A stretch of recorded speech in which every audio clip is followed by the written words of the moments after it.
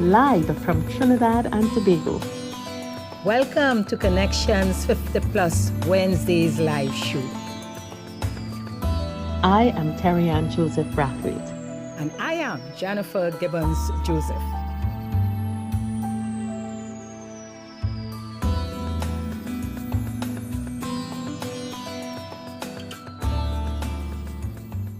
Hi, good evening, everyone. Welcome to Connections 50 Plus Wednesday Live. I am Jennifer Gibbons Joseph, one of the co-creators of Connections 50 Plus. Hi and good evening. I am Terri-Ann Joseph Brathwaite, as usual, another co-creator. Happy to have you all here. Noel Facebook Live crowd, Facebook Live, and YouTube, and people looking at us throughout the Caribbean on Gael. Welcome.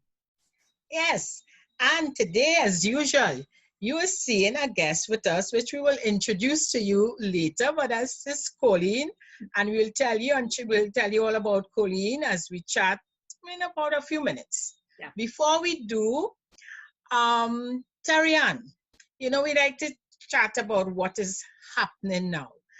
And I have found during this pandemic, I don't know what is happening with people. Like everybody, like I always say, on edge. So a lot of things happening, and it seemed to be, as I say, not too pleasant, some of these things. So what is concerning you now? You see, Jennifer, viewers, Jennifer is the good one. So Jennifer said things are, not too pleasant on edge. I think I don't know if it's the Sahara dust. I don't know if it is people have been cooped up too long, but we know that the average person is under a lot of stress and tension, and we're talking about domestic violence in the home, we're talking about job uncertainty. But Jennifer, it's just bubbling up to the higher echelons of society. And it seems as though everyone in high office, you say long time you used to open the top of your kitchen door, the kitchen door cut in two, and you have to say what you have to say to the neighbor over the fence. Yeah. We seem to have a lot of over the fence conversations that I wish they would take it down a notch. The other day I was listening to some youngsters who were around my home chatting, and they were not pleased with the example of 5.8G generation is showing. They're saying that they will do better even with their mistakes. So, do you think, Terri-Ann, the tension is because, before when you hear about companies retrenching, it would normally be the employees at the lower level. Really, you would find it to be those who are at very senior executive levels, even the general managers, etc.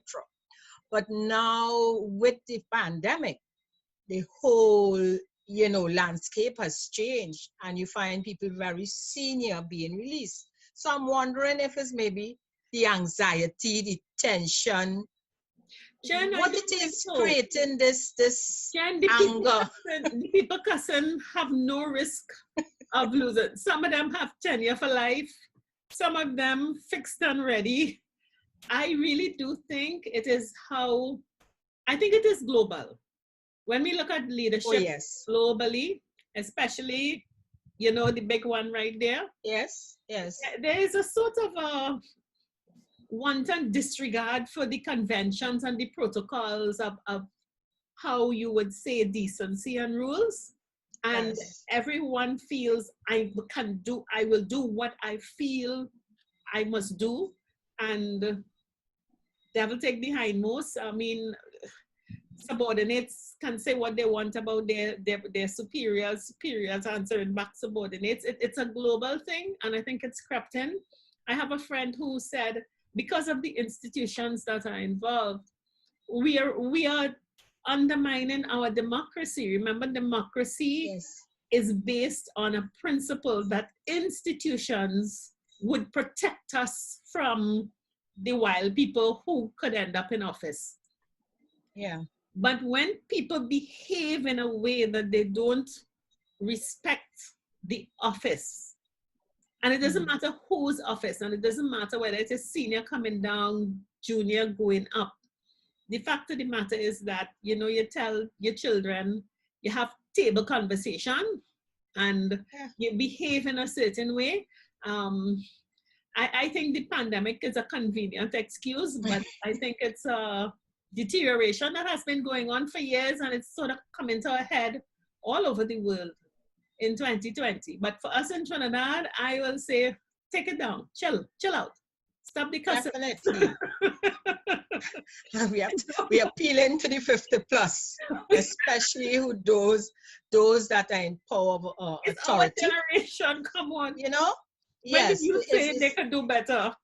Yeah, you don't need to flex your muscles. You don't need to prove that you have the power and you're in charge and you're on top, you know, because just remember the other generation watching, and they themselves not easy. Jennifer, So, as one senior said in his response, and I remember looking at something, you might like it, but I am the boss, keep quiet. yeah.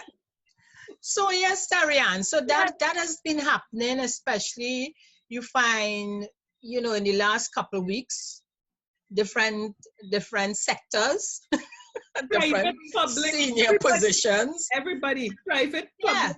Yeah. Everybody want to claim their little space. Claiming beach, you know, claiming land, claiming. and looking for recognition. So let's recognize our guests, all right? So we want to welcome you all. We welcome Colleen Cameron. And Colleen is called Chief Concoctor. I had to remember to pronounce it properly at Caribbean Concoctions. Am I correct, Colleen? Yes, that's It is correct. a pleasure having you with us.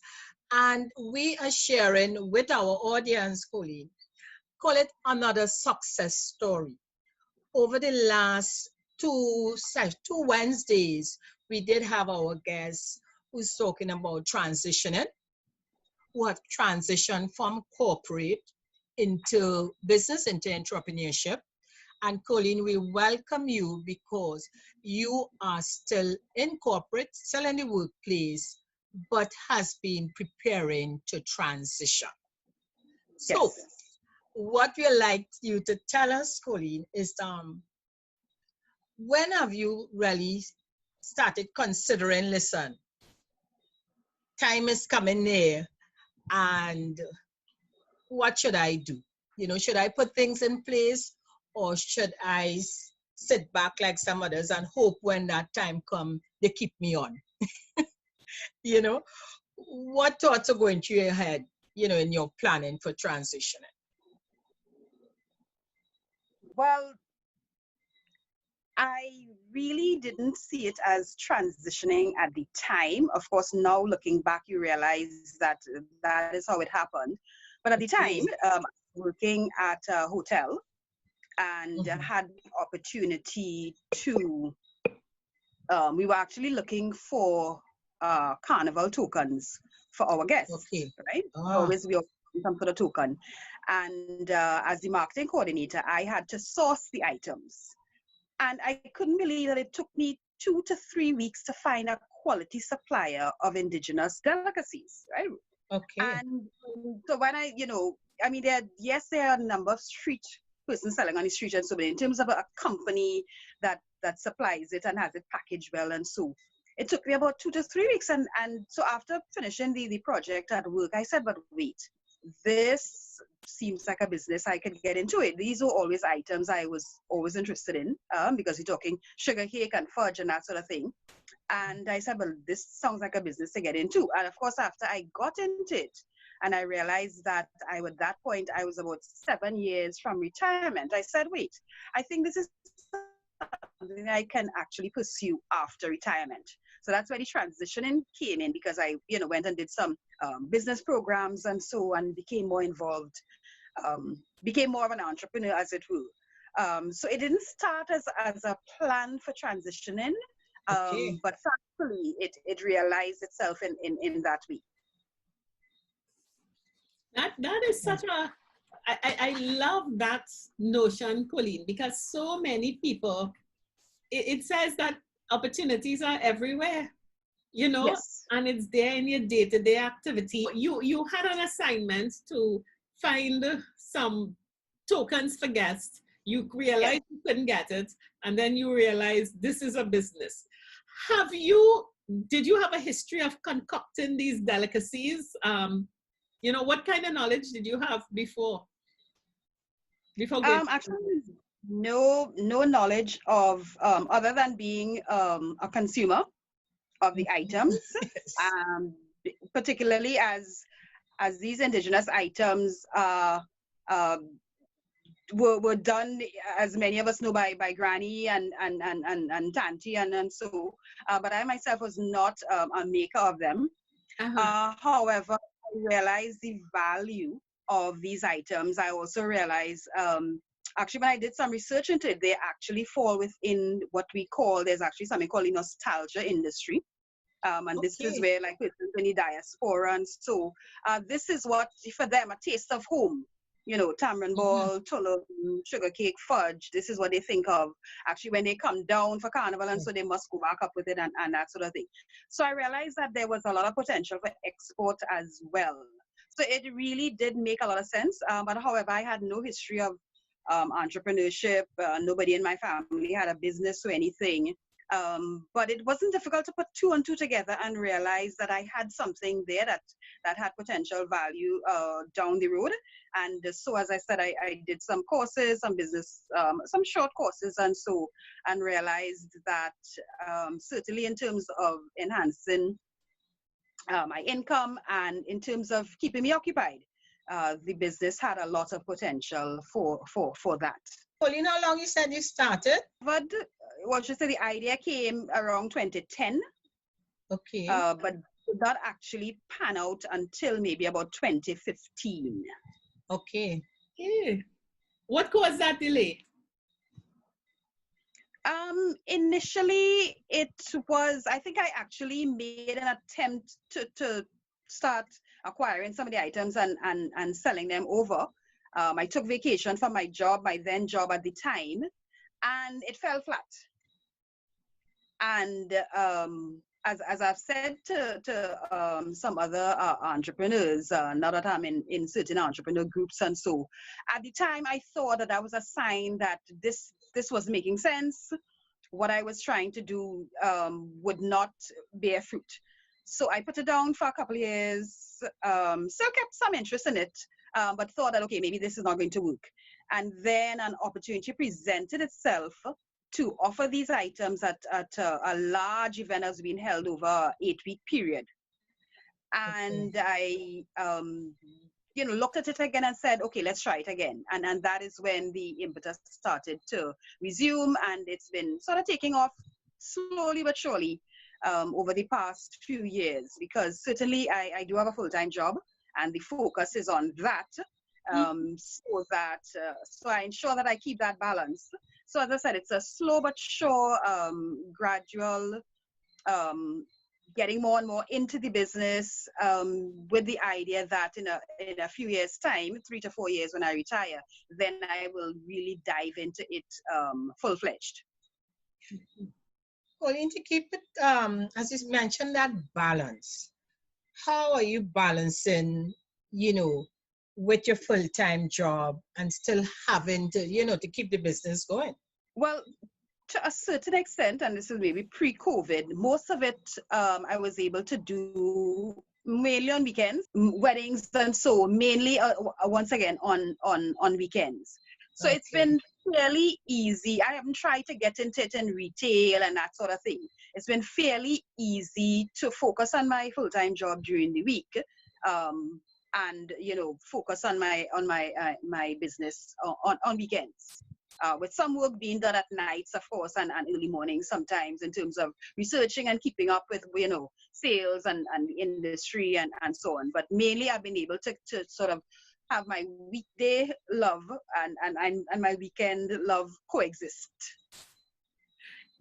Colleen, I am resisting the urge to get into it, because when I hear about a business like this, I immediately trying to look at your business model, and I hear something very, very interesting, but I won't ask too much about it because you'll be talking about your business. Okay. But you know, Jan and I could identify with that. Whatever you choose to do, you will start with an idea of what it should be, and then as you do it, you get learning episodes. People call them mistake. I call them learning episodes. And you come up with the learning episodes, and you, as they say nowadays, pivot, and you twist and you turn, and you meander. And it's interesting that you started in one way. It didn't happen as you expected it to happen. You let it go. It stayed in the back, and then an opportunity came up, but you were ready for it. So that tells me that you really didn't let it go. What was going on in that interim period? Because, and the reason I asked the question is that we know that many people at your stage have hobbies, they have interests, they have skills. And Jennifer asked that balancing question, you know, and they will try a thing and they might get a setback, and then they just leave it alone. And then something will happen, but they've left it so far alone that they can't pick up an opportunity. What was that interim process like? What were you concocting in your mind that allowed you, even though you made, after the first salvo, the business went dormant, but then something happened, an opportunity came up, and you were ready? What were you doing in that interim period? Well, what would have caused the gap initially was that I changed jobs. So there was that focus on my new jobs. And after settling in, the business was really a love of mine. So I always had an eye out. I made sure, as a matter of fact, that was the period in which I did the business courses at a short business course at Caribbean. I would keep reading up. I would go to networking events. And so I always had my eye on the ball. So you were doing business development. You were doing research and development. Good. Precisely. Yes. So I always had my eye out for the opportunity. But having been burned the first time, I wanted to ensure that when I poked my head out again, it was a little more, you know, there was a little more security, and I was a little more sure about what I was doing. And so then when that opportunity came up, it was for an event that was being held on the weekends for 8 weeks. So I thought, oh yeah, definitely this. And I learned just from doing that 8-week event. I learned as well, there were a couple of things that I would do differently if I had to do it all over again. But it got me in the stream of selling and being in business and taking inquiries and fulfilling orders and that sort of thing. And that is how it was able to take off again. And then you can start to feel in your mind that, yes, okay, this is something that is viable and can be pursued. Colleen, in terms of your suppliers, because I take it you don't make your items. You will have... Huh? Not at this time. It is the plan when I retire to get into it, but not at this time. But how have you found in terms of dependability, you know, with your suppliers? How has that worked for you over the period? Well, the irony is, remember I said that it took me 2 to 3 weeks to find a quality supplier. Yeah. And that has been that supplier has been my main supplier ever since then. 2010. Wow. Quality, reliability, dependability. So they are my main supplier. I do have a couple of other secondary suppliers. But so over the years, of course, in dealing with them, you know, I've really had no issues. And when I transition, go into the next phase, so when I actually do retire, then I do plan to start making some of the items on my own. So I've started by purchasing little pieces of equipment and you know, start getting myself ready. I'm going to be refurbishing my outdoor kitchen at the end of this year, and so I'm going to be putting things in place so that when that point happens where I'm ready to go full time, I would have you know, already started acquiring what is necessary. Mm-hmm. You know, another very important nugget you raised there, which excites me no end, because again, Jennifer and I talk about the importance of partnerships, the importance of having people with you that are reliable. Yes. Many people, whether they don't trust this one or they want to keep all the money, or they two things you said that really stand out for me as contributing to entrepreneurship. The first one is your embracing of, I'm going to sell. And you brought that in with no hesitation, no anything. So many people are afraid to approach people. How difficult was it for you to offer your wares? I mean, Toloman fudge and jub and sugar cake and nut cake. People might think, were you selling your vendor? You know, what was that process like for you? Because it seemed to not have been a problem. No, not really. And I think it has to do with, one, the organization I was working for when I had to do the assignment. And I mean, I have no hesitation in saying, one of the things I learned, apart from the business, apart from the industry that I was in at that time, is how to do things tastefully. Yes. On a budget. I mean, honestly, I wouldn't go into details to reveal, you know, but how to do things tastefully on a budget. Oh yes, I learned that well. So that when I had to go into sales, as it was selling at craft markets and so, and Jennifer, you know, my table is not, you know, with plastic utensils and so on. I have baskets and I have, you know, my table is decorated, and I have a you know, so that there are ways to do selling, which some people may look down upon if they choose to. There are ways to do it tastefully, and I think that is why I've been able to keep up the business, because people recognize that I offer a quality product. Packaging is extremely important to me. I started with a very modest budget, but I made sure that once my items are done whether it's as a gift basket or whatever, it is tastefully done, so that there are ways to sell, as they call it, and still do so very, very exquisitely. And so I look at it as selling. I would say, once you know your product, you love your product, and you're proud of what you're doing, selling is just the thing that you're very happy to do. Going there. The other point that you brought out that was so important, and I raised it, is that although you're a sole trader, you understand the importance of partnerships and the fact that you have long-standing suppliers, because you're a reseller and you have the same suppliers. So it means that you're not going from pillar to post up and down the place harassing yourself. Yes, and that's partly because, in fact, definitely because this is being done part-time at the moment. I can't afford to have instability in my business. Yes. And as a matter of fact, with a new customer that I got just a few months ago, I remember saying to him, I can't deal with disorganization. So once I pick up that someone is disorganized and not very, you know, reliable, then I move on.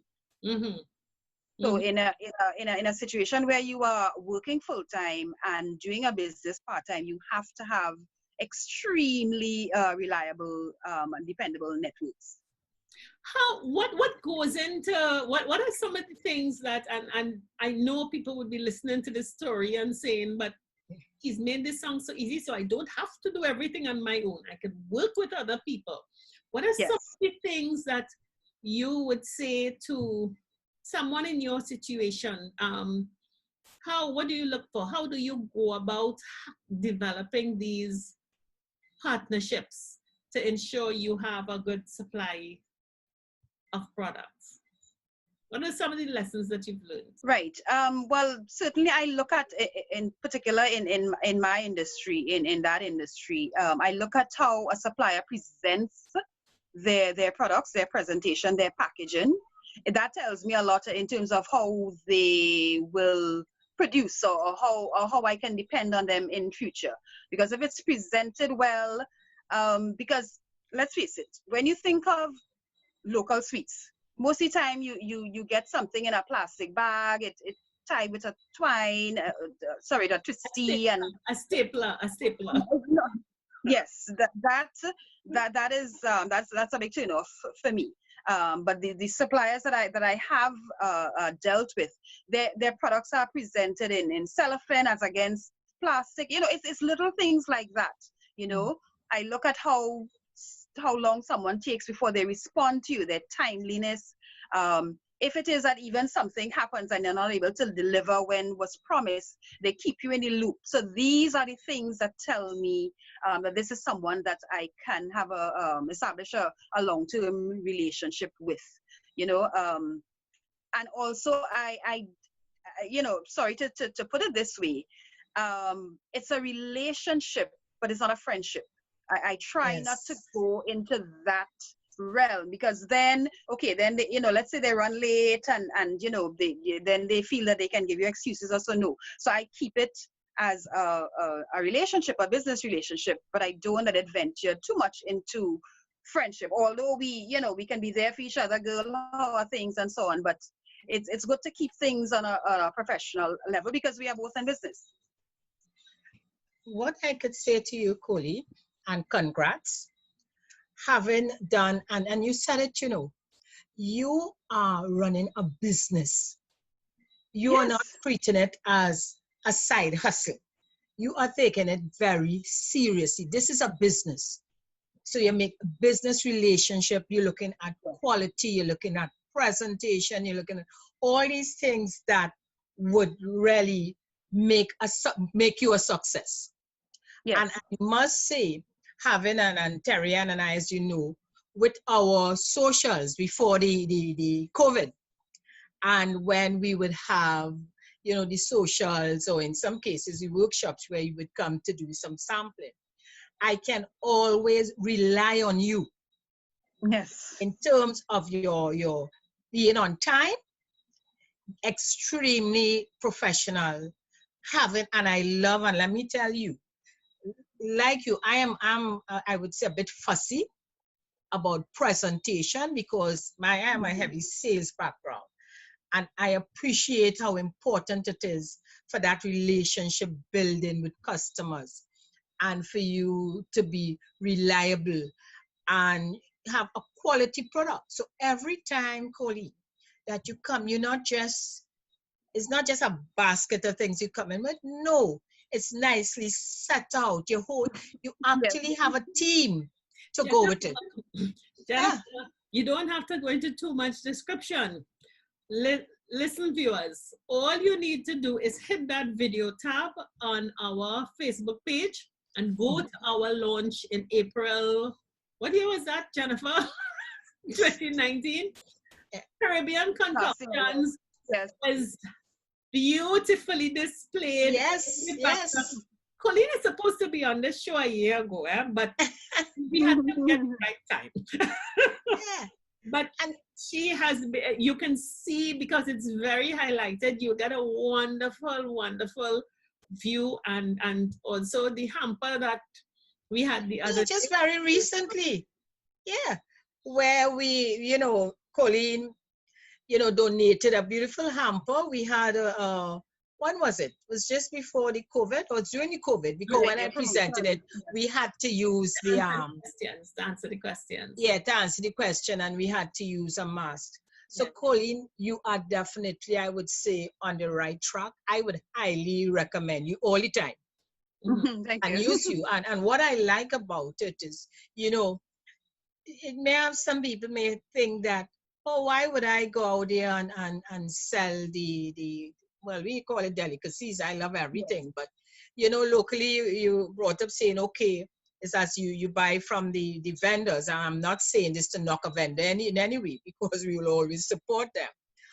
but saying, okay, you being more incorporate and coming out on a weekend to be in the markets, the Right. different markets to sell your product without any problem. But have it set out very nicely. And this is what you love to do. Yes, definitely. And it is Definitely. important again, and we have heard it from the other two entrepreneurs who guest with us, that you really have to like what you do. We do.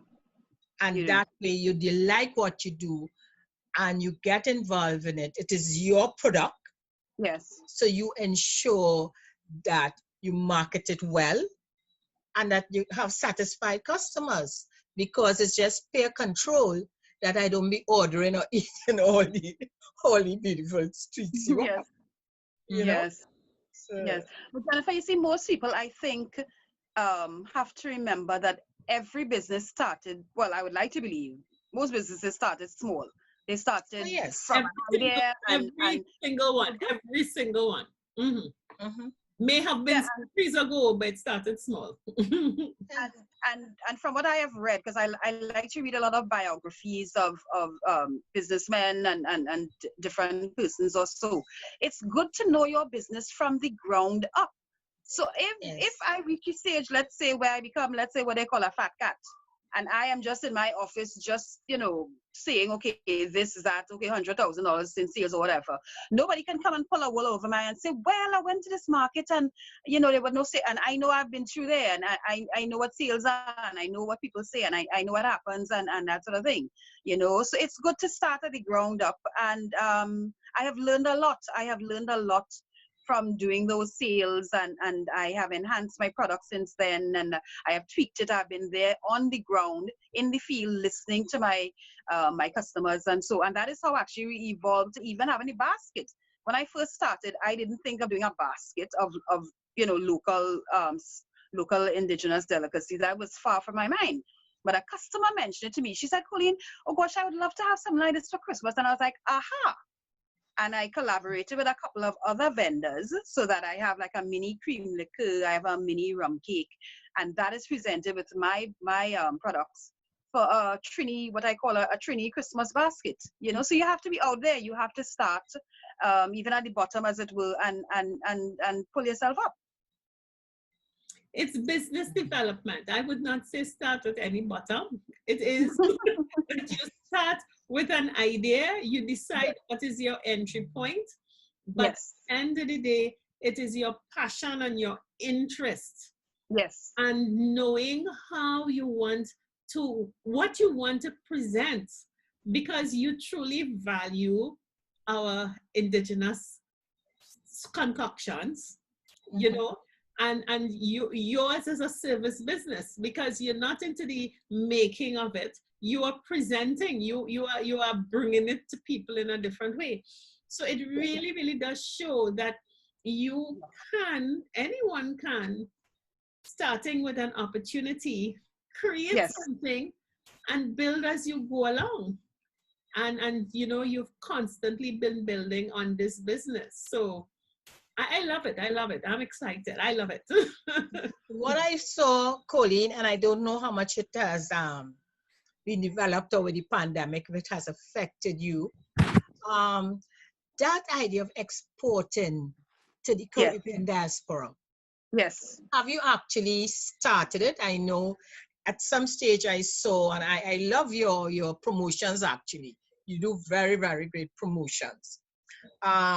Have you been able to get that off the ground?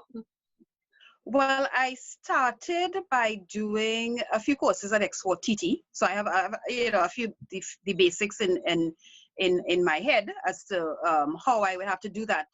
But that, I don't want to say that I'm keeping that one until I go full time, although I think in my mind that is exactly what's happening, because that requires some intense preparation and quantity. Exactly, because that's the first thing they say to you. You can't do a container this week and then your next container is 6 months from now. Yes. You have to have it, sort of in train and consistent. because it takes time and investment to develop the markets.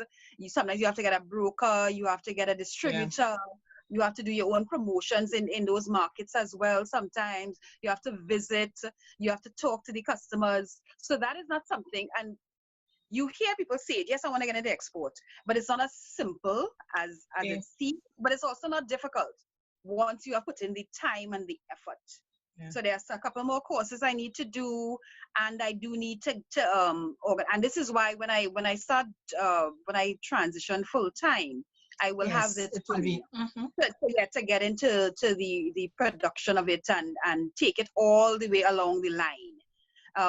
But according to Export TT, what I engage in right now is what they call suitcase export, as it will. So that I do have persons who, when they're going up, they will take something up for someone. And so it's being done at a grassroots level, as it will. But we want to definitely take it to the next level. And Export TT has a number of services that can support you along the way. So I'm not worried, so that will be the next thing. The other thing I noticed too, Colleen, that you do a lot of weddings. Right. Well, that was the other evolution, as it will, transitioning from selling at markets and so on to now doing dessert stations at weddings, and that has taken off beautifully. It really has taken off beautifully.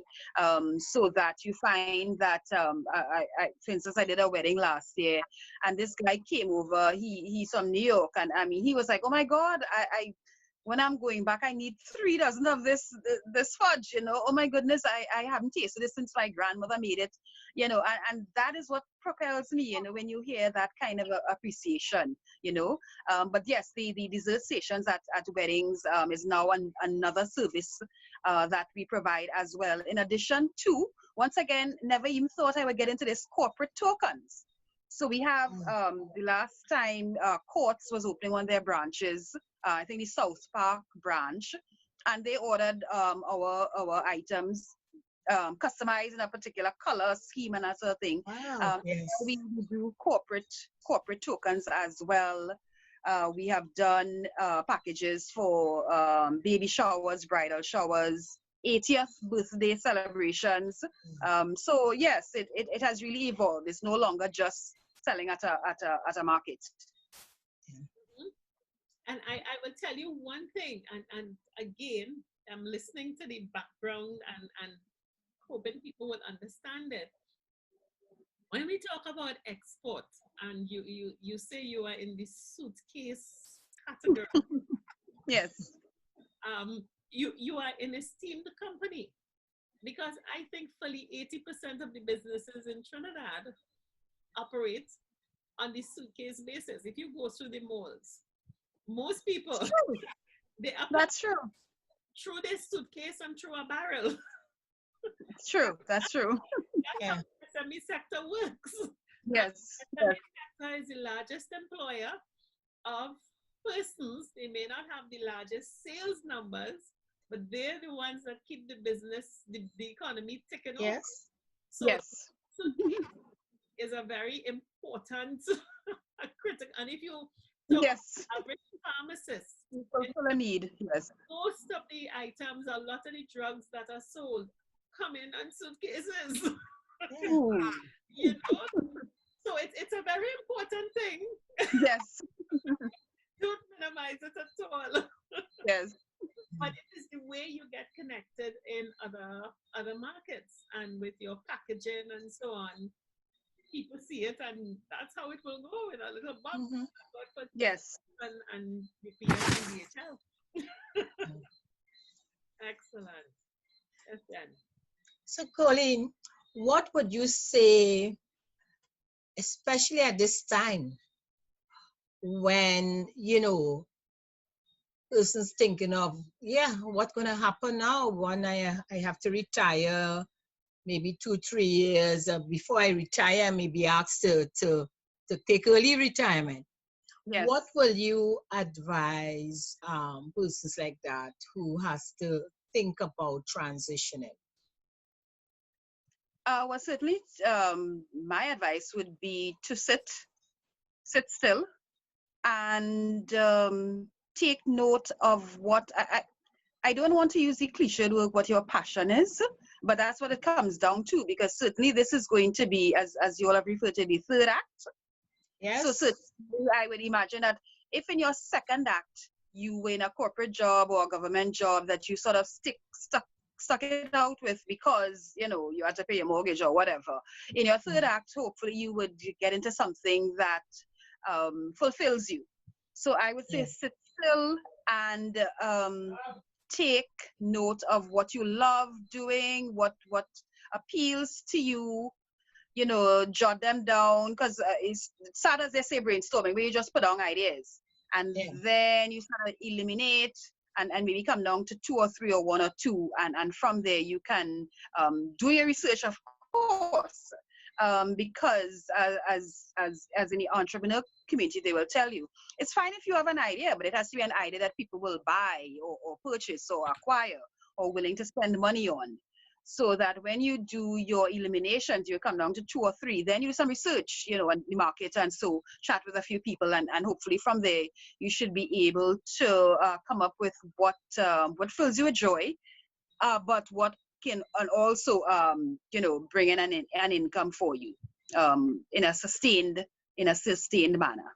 So it's really doing maybe some reflection and soul searching, and coming up with what you think can best suit what will be your third act, your lifestyle, how you want to be in that third act, because it doesn't make sense going from a job you hate to another existence where True. it's a drudge. Yes. So definitely do some soul searching. Would you suggest also, Colleen, that they actually start the process while they're working, at least do something to get used to the market, to understand Oh what yes. is going to Oh happen? yes, including a couple, which I would recommend, which I did a couple business courses as well too, and make a start. Because if I could use myself as an example, there were so many, Jennifer, I started late. That's how I see it. In my 50s, I would say I started late. And it's all because I thought business was this thing that only certain people can do. Right, this Yeah. is how you grew up. You didn't know that this is something that you can get into if you want to, so that but there are so many. So now that I'm in business for let's say 7, 8, 9 years, there are so many little things. I mean, from your accounting to like in my case, how you package, how you Yes. sell, how you respond to customers, and so there is a lot that you can learn if it is that you have, whether it's 4, 5 years, 10 years again before retirement. A lot that you can learn along the way. And we're Yes. not talking huge, fantastic things. We're talking really simple things that will help you, so that when you finally make that transition, you are much more prepared, both mentally, financially, emotionally, for being in your business full time, or transitioning to what will be your third act. So starting Yeah. from before definitely will give you a lot of leverage, so that you Yeah. don't go into it cold turkey, as it were. Mhm. And I think what's also and if I look at how you got into business, very often it's not the what you will do for business, very often you see an opportunity, you see a gap, and then you reverse yourself into it because you do Yes, not sure. confectioner. You didn't Yeah. have that anyway. You didn't know how to make a sugar cake, but you No. saw an opportunity, and then you went Yes. and got a network to supply Yes. the opportunity. Yes. So people think that I Yes. have to know what I'm going to do. Yes. If an opportunity presents itself, that's where your Yeah. business starts. Go get some people Yes. to help fulfill it. You know, Yes. so it's really not being afraid. And I love Yes. what you said. You think business is this esoteric thing that certain Yes. people do, or you have to Yes. be rich, Yes. or you have to be connected, Yes. or you have to be of a certain background or a certain Yes. ethnicity. once you're spending money, you could be in business, you're just going on the other side of the money. Instead of giving it, you're receiving it. Yes. Yes. You know, so I think that is have you had people looking at you and being inspired by you? A few of my colleagues, because as you rightly said, that fear, which I myself felt at one point, that fear keeps you back. The fear is not even so much losing money, how people will think about you, as you said, like in my case, selling in a market kind of thing, but sellers, vendors are, kind of thing. So how people look at you, what your own family may think of you. I remember going to a market, it was a Kariri at Kariri. And I must commend Kariri because they call us back for all kinds of different functions. And so there was this particular workshop, and one of the graduates got up and said she was an accountant. But I can't remember, maybe she did a course in soap making and she just loved it, and she could not face a parent. This is a 40-something-year-old woman, to tell them that she was leaving her accountant job to go and make soaps. But she said when her husband went with her to a few markets and saw how much money she made, everybody jumped on board, So, that thing about what people will think, and, I'm working with my hands, oh my goodness, I mean, get over that. And if it makes you happy, then go for it, and learn as much as you can along the way so that the business is successful. So yeah, it's really about following your passion, as you say, as much as cliched as it sounds. what makes you happy and can earn an income. So seeing that you did not know how to make sugar cake, seeing that this was not in your head, that's not your passion. So what is your passion? So what is your business? Well, if I describe my business, I say I'm a supplier of indigenous delicacies. But the passion for me, as I said, I love knowing that persons appreciate, especially our diaspora. I love knowing that they get this taste of home, and they can, rekindle that nostalgic feeling. And so it's really about sharing and showing appreciation for our own local. And I think that is where the passion is for me. I have always been, from ever since in secondary school, and so a lover of our West Indian history, and anything to do with Caribbean and local. And so I think the passion for me really comes from sharing appreciation for our local products. I really have a passion for that. I have no problem if people have their taste for other delicacies and so, but come on, it's our local stuff. So show some appreciation and enjoy it just as much. Yeah, and I think that is such a wonderful example, because again, I come back to this: people rack their heads looking for a product to sell or a thing to do.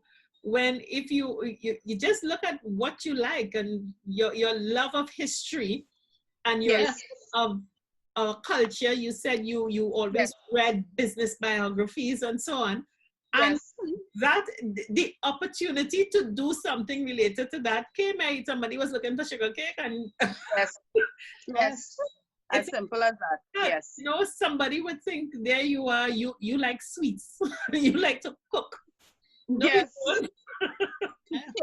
it is simple as that. And I think sometimes, even when Jan and I work with clients and we do the first part, would involve really, let's not focus on what the thing you're doing now, but focus on what can you do, what do you like, what are your interests, because going into the third act, it has to be deep rooted and really in sync with your soul. Oh yes, definitely. Yeah, definitely. Yes. And Colleen, you have done definitely one for learning. You did not sit back. You took the opportunity to really do courses. I remember when we first met, very and very early when you Yes. decided Yes. to go into business. It was because you came to me, and I think we were doing Yes. was sales at the time. Yes. Yes. Was a sales program that Yes. you're always interested in learning Yes. and not sitting back thinking that you know it all. Definitely not. And that I find is so important, especially for people in transition. They Yes. need to understand themselves. And as Terri-Ann and I would have mentioned to you, that our program, we actually have our programs designed for persons in transition to help them understand. We work with assessments now. All our programs involve doing an assessment first, which will help in terms of not just the understanding themselves, but will Yes. help for them knowing their skills. And they Right. can easily, better identify what may be the type of business, because many times people you're working and you're not sure what you want to get What into, you like. Yes. Yes. or they may not get like you. I mean, you saw the opportunity, but your mindset was always an open one, Right. Yes. and you went brave into it. But there are so many at that stage who they're not sure what they want to do. They know they need to do something when they leave, but Yes. what it is. And this is where we come in with our, assessment, different type of programs, to help persons transition. So again, I just congratulate you. I don't know if Terri-Ann had any other thing to ask before we close, and then we would chat again a bit with our audience before we actually, close the program. No, Anything else so you want to say to us, Colleen? Terri, any other questions? Sorry. I just think that it is you're such a wonderful example of that second and third and the value of the third act, which is you come up, you're still on the second act stage, but you know firmly the third act is not necessarily retirement. Retirement will happen around 80, 85. So there's so much support. Okay. And you get a chance to be yourself. And I listen to your story, and while you're there, you take advantage of it. It's something that is nowhere from your background. So it shows that anybody can. Yes.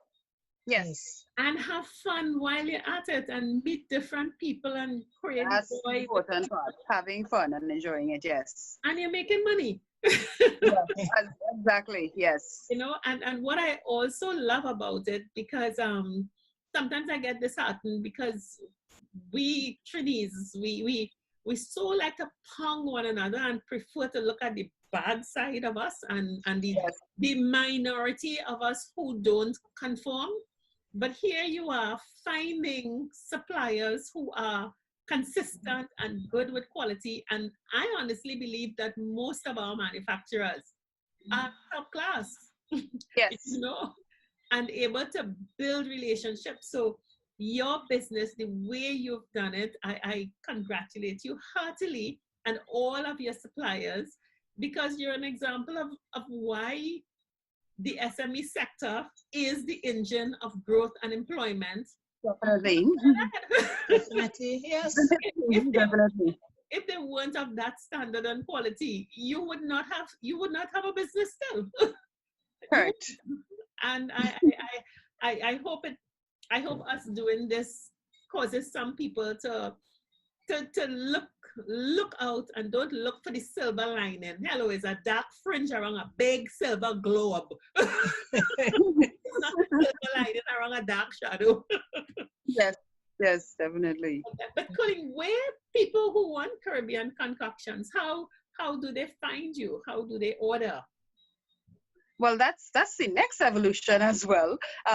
Not only because of COVID, but definitely COVID was the impetus. So we are now online. Initially, it is we are now available on the Planting Seeds Caribbean. They have a digital store now. where you can go and order all kinds of local products. So we are there under the food, I think it's food and grocery, they call it section.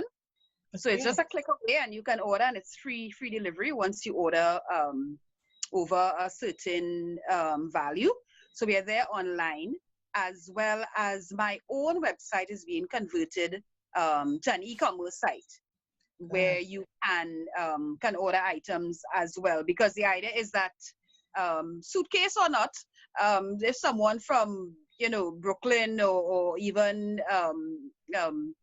I've had someone from Panama order my stuff already, so that having my website converted to an e-commerce site will allow them to use their credit card to order my stuff, and then we just arrange shipping.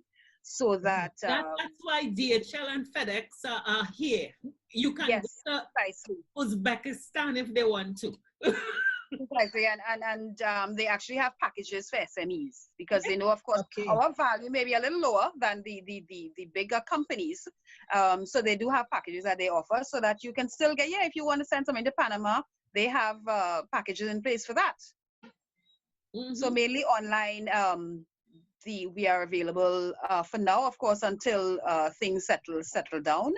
We are going to go back into going to do some markets, and as I said, when I transition full time, that is when I'm going to get into more of the retail sector.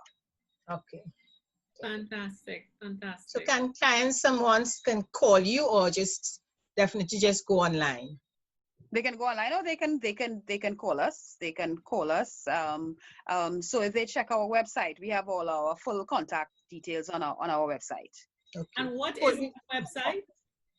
www.caribbeanconcoctions.com.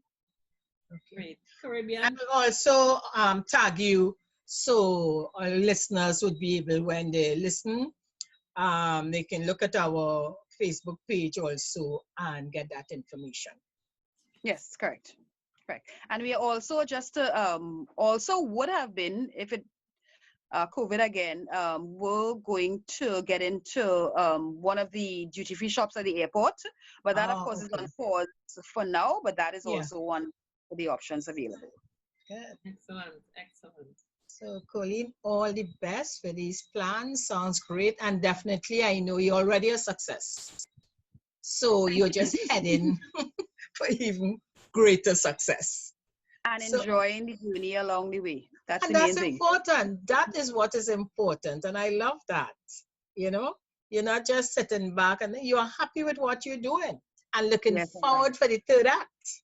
Cannot wait. So, you are there already. You are there already. You are enjoying the best of both worlds. Yes. You are in your third act while still in your second act, and that's fine. Yes. And Terri, let me just make a point there. The good thing about doing it the way I'm doing it is that I get to make my mistakes now. Yes. So, yes, so I get to make all my mistakes now. Colleen, it's not mistakes. It's not mistakes. Learning episodes. Oh, yes. You will have learning episodes when you are fully on the third act also. Yes. It's never a mistake. It's just a learning episode. All right. Good. So this was excellent. We really, really appreciate having you. And I'm sure our listeners are having a ball. So thanks for having me. Great, Colleen. Thank you so much. Okay. Jennifer, I really, really loved chatting with Colleen. Colleen is the kind of transition entrepreneur that I like. I like that kind of business. It's the fact that you saw the opportunity and you grasped the opportunity. No background. Yeah. You say, well, this can work. It didn't work as you planned for a while, as she planned for a while. Never but does. Because from the time the opportunity came again, she ran with it and haven't stopped since. But understand that the opportunity was just an incident, but it's really, you know, as I listen to her talk about her business, you would think, all right, somebody who is doing indigenous sweets and snacks, you like these sweets and you like these things. She doesn't make them. What No. her passion is her country, the history, Yes. the indigenous stuff, and it comes from her being a lover of history. And that just goes to show everyone has a passion. Everyone Definitely. has something that sets them alight. And I excuse me, a firm believer that once you find that thing that sets you alight, no matter what it is, you can find ways to monetize it. And isn't that what we're doing in the reset, Jennifer? Definitely. That's what I mentioned. Because the reset will help, as you said, with the assessment, will help clarify, you know, your thoughts. So you may think, okay, could you imagine Tynan liking history to selling indigenous, you know, delicacies? Initially, you would never think like that, huh? On the bat? But the assessment will help you to do things like that. Jennifer, I have seen so many, you know, as you say, people get in the way of themselves, and you are so good at just getting them to clear those blocks. And you know, I look at you do things that I can't do because I just I just don't have that finesse. But, and again, you talk about passion. My passion, and I think it comes from that too. And we all have different gifts. And I just love listening to people and finding from them. I know when I listen, I could almost read them in terms of, okay, this is really what they want to do. It comes out, you know. So it's really honing that gift in that area, because in certain areas that, you know, I can't do that one, you know. So yeah. I just love when there is something there and someone wants to go. I just love finding pathways to make your dream come true. Make it come true. I don't care how afraid you are, how timid you are. We are going to work to find a way for you to do it in a way that fits you naturally, you know, and you'll have fun as you go along. And I know you got all excited with Colleen talking about history, because you know you are a historian. So that and the culture, you know, that, wow. But I really like the fact that she is in a business that she knows nothing about, and she found collaborators she is into the front end. She is into presentation and doing it nicely and beautiful. All we need to do is find somebody to complement what we don't do well, and that's what we talk about with even ourselves. You know, you don't try to be the hero and do it on your own. Don't get a partner, get somebody to come along with you. And don't be afraid. And that is what Colleen was saying. You can't be afraid. You have to believe in yourself. That just trust and move forward. Even if you don't believe in yourself, get somebody, come on board with us. We will help you. And as you see the results, you will start to believe in yourself. The belief doesn't have to be there first. So, Terri-Ann, what we really do is help them remove that fear. That just came to mind. Yes. So you come to us, fear, you remove that fear, and you get all excited about what you would like to do. Fear, uncertainty, we make the transition happen. It's listen, you know, you're thinking about it. You know that this thing coming up, pandemic, what is going to happen after? What is going to happen? And you don't know where the answers will come from. Hey, let's chat. Let's chat.